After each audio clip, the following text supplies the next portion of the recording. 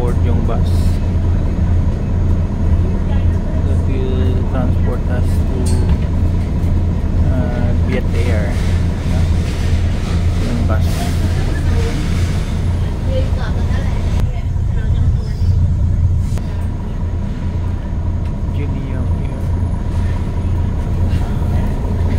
So our flight will take us 3:50 p.m.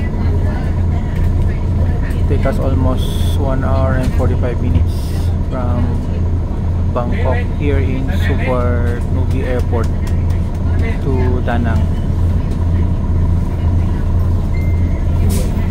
Observe yung Suvarnabhumi International Airport here in Bangkok is very busy.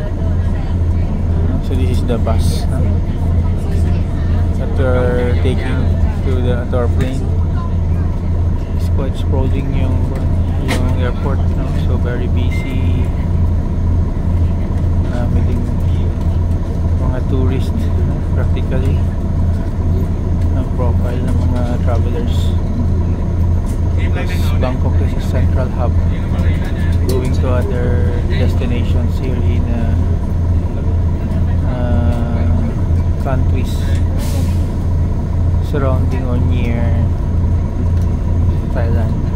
This is yung bus na Vietjet Air. This is the airline that we are taking. So I just observed yung travel website na trip.com is very dominant yung advertisement nila here, almost everywhere. MyTrip.com, meaning this is really becoming a very profitable na website. We're using that also. It's very handy yung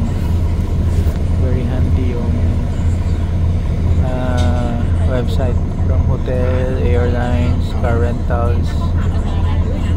Very easy to navigate yung trip.com na travel website.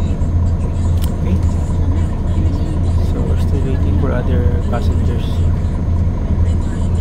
So far we're on time. It's 3:30. We have 20 minutes before takeoff.